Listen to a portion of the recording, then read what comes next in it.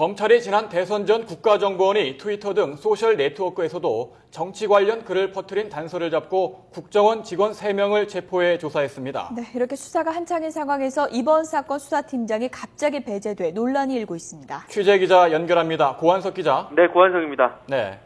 국정원이 인터넷뿐만 아니라 SNS 상에서도 선거에 개입했다는 정황이 포착됐다고요?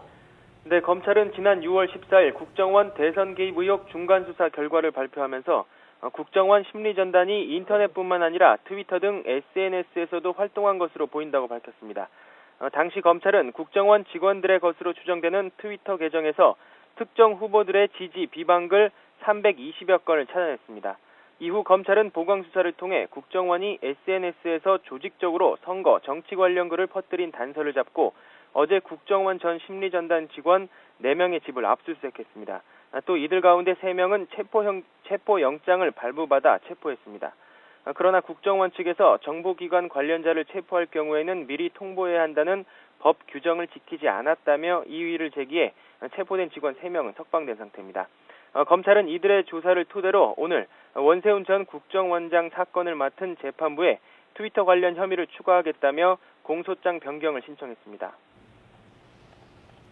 네, 그런데 이렇게 수사가 진행 중인 상황에서 이번 사건의 수사팀장을 맡은 부장검사가 수사에서 배제되면서 논란이 되고 있는데요. 그 이유는 어떤 건가요? 네, 국정원 대선 개입 의혹 사건을 수사하고 있는 서울중앙지검 특별수사팀은 윤석열 부장검사가 이끌고 있습니다. 그런데 오늘 조용건 서울중앙지검장이 윤 팀장을 수사에서 배제시키고 원래 자리인 여주지청장으로 돌려보냈습니다. 윤 팀장은 어제 국정원 직원들에 대한 압수수색 영장과 체포영장을 청구하면서 윗선의 결재 없이 전결로 처리했습니다.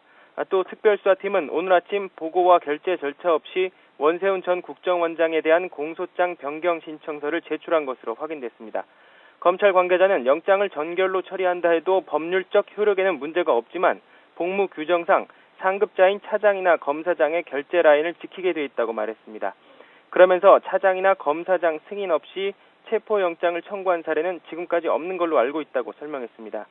그러나 수사를 지휘하는 팀장을 재판과 수사가 진행되는 도중에 배제하는 경우도 이례적이어서 갈등설과 함께 논란이 일고 있습니다. 윤 팀장은 현재 연가를 내고 출근하지 않은 상태입니다. 현재 검찰총장 직무대행인 길태기 대검차장은 이번 사태의 심각성을 감안해 진상을 파악해 즉시 보고하도록 지시한 상태입니다. 지금까지 서울중앙지검에서 YTN 고한석입니다.